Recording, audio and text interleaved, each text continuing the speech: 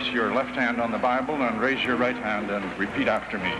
I, Jimmy Carter, do solemnly swear I, Jimmy Carter, do solemnly swear that I will faithfully execute that I will faithfully execute the office of President of the United States the office of President of the United States and will, to the best of my ability, and will, to the best of my ability, preserve, protect, and defend preserve, protect, and defend the Constitution of the United States. the Constitution of the United States. So help me God. So help me God.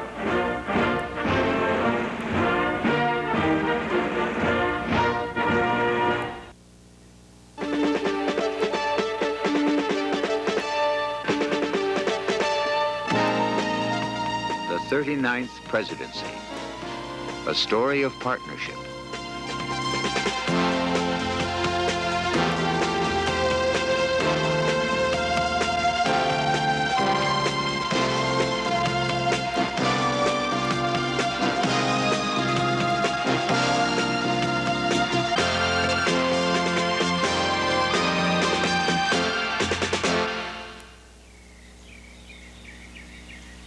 Well, at the midpoint of my administration, I think we've made a great deal of progress in carrying out my campaign platform commitments and also meeting the needs of the American people.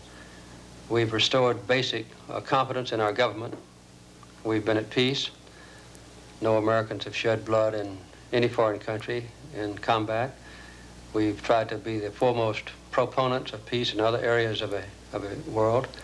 We've been the strongest supporters of human rights, perhaps in history. We've met our domestic needs to a substantial degree in education, housing, transportation. We've put our people back to work. We've cut taxes.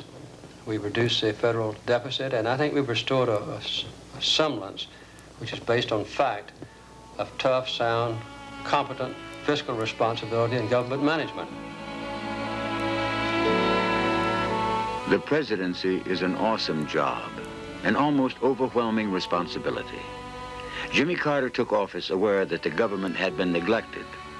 It was almost incapable of dealing with difficult problems. But he and the vice president, working in harmony with the Democratic Congress, a majority of Democratic governors, mayors, and local leaders, formed a partnership to get control of the critical problems of the day, returning 6.5 million people to full-time jobs, slashing the budget deficit, strengthening the dollar, meeting human needs and preserving civil rights, making the future brighter for people in cities and on farms, turning legislation into a solid record of achievement. We have now an opportunity with our Inspectors General legislation to continue a more effective rooting out of waste, inefficiency, and corruption. And we're trying to get administrators at the lowest level. The Carter administration has waged war on fraud and abuse in the bureaucracy and has moved swiftly to ensure that the platform established at the 76th convention would be realized. I think we have put together a very well-balanced program. In the 1978 elections, which were a pleasant surprise to us, we only lost, I think, 10 or 12 seats in the House, where the average had been 35 seats in an off-year election, to show that what we have done so far has been approved by the American people.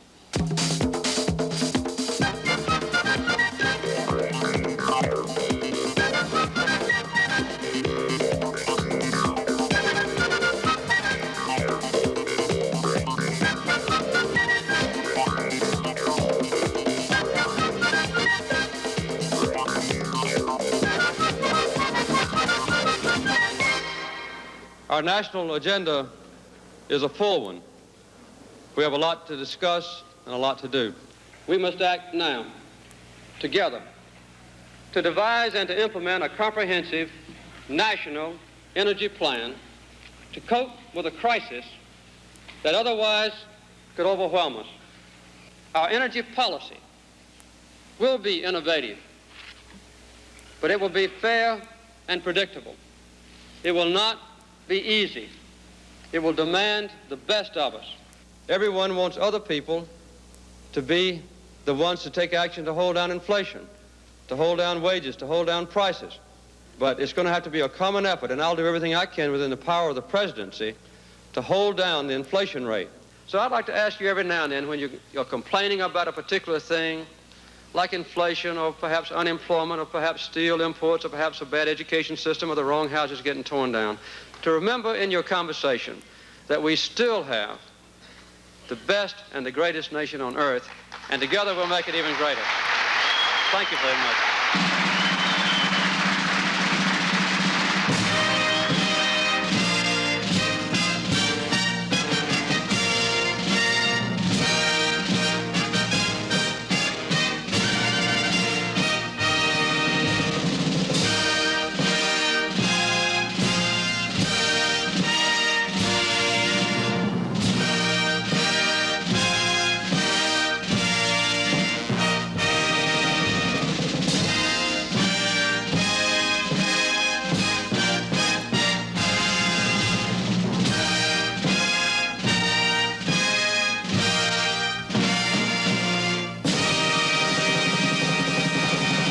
You bear much of the burdens of the free world, military burdens, economic burdens, aid burdens.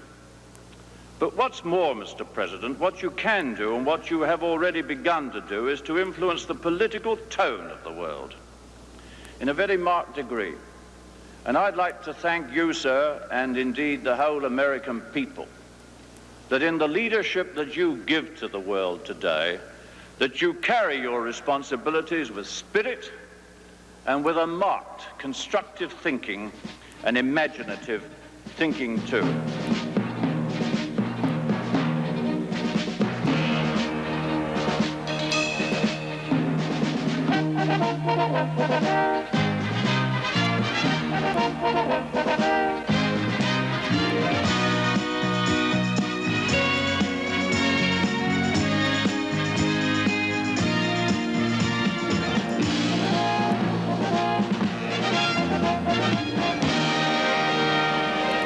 In our international relations, President Carter has pressed his belief that the United States has an obligation to people everywhere, that we should do all within our power to champion the cause of human dignity.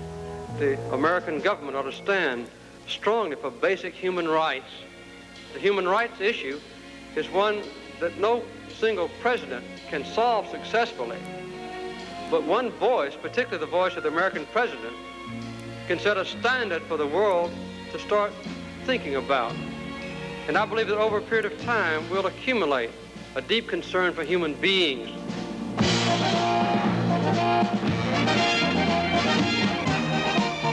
As a leader in the world community, the United States must establish difficult and demanding priorities. We must maintain defense capabilities that are second to none, but at the same time, we must play a leading role in arms control. In the final analysis, the best form of national security is a world at peace. Mr. Speaker, the President of the United States. On Monday evening, September 18th, millions of television viewers watched a momentous event. In a joint session of Congress, leaders from both parties enthusiastically greeted an exhausted but triumphant president.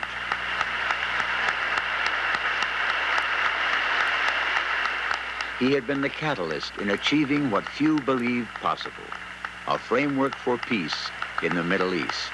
When we first arrived at Camp David, the first thing upon which we agreed was to ask the people of the world to pray that our negotiations would be successful. Those prayers have been answered far beyond any expectations. We are privileged to witness tonight a significant achievement in the cause of peace. Through 13 long days, the members of all three delegations have spent endless hours, day and night, talking, negotiating, grappling with problems that have divided their people for 30 years. Whenever there was a danger that human energy would fail, or patience would be exhausted, or goodwill would run out, these two leaders found the resources within them to keep the chances for peace alive. Under intense pressure, President Carter's initiative and relentless efforts earned him the respect of the world. The Camp David Conference should be renamed. It was the Jimmy Carter Conference.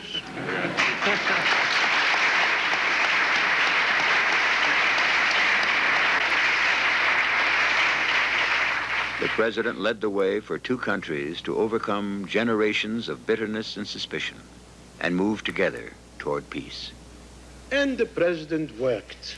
As far as my historic experience is concerned, I think that he worked harder than our forefathers did in Egypt building the pyramids.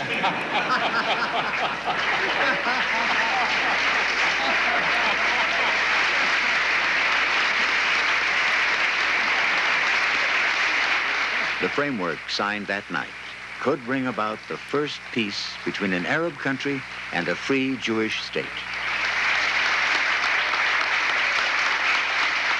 And those 13 days in September can be summed up in a single word: hope.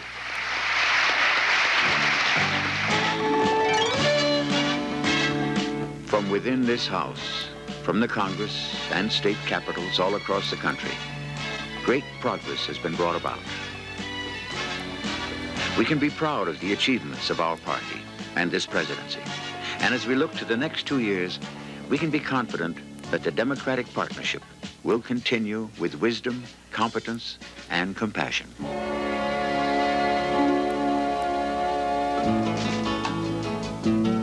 There's a dream of a country wide and bountiful.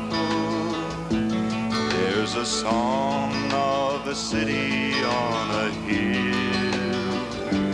There's a feeling of a nation proud and beautiful, a reflection of its own good people's will. If you see the dream, America, if you hear the song, America, if you feel this blessed liberty, 200 million strong. If you see the dream, America, if you hear the song, America, then here is where your heart and mind belong. In 1976, I had a vision of a nation that was strong, peaceful, compassionate, idealistic, competent. I said often we ought to have a government as good as our people were. That was my vision of our nation then, and it's the same vision I have today. I've learned in this office how to work well with the Congress and to tap the tremendous strength and commitment and the hopes and dreams and ideals of the American people. And I believe that in the future our nation can stay at peace and that we can still have those high ideals that have been embedded in the American consciousness historically realized in the future in a practical and tangible fashion. There's a dream of the poor no longer hungering. There's a song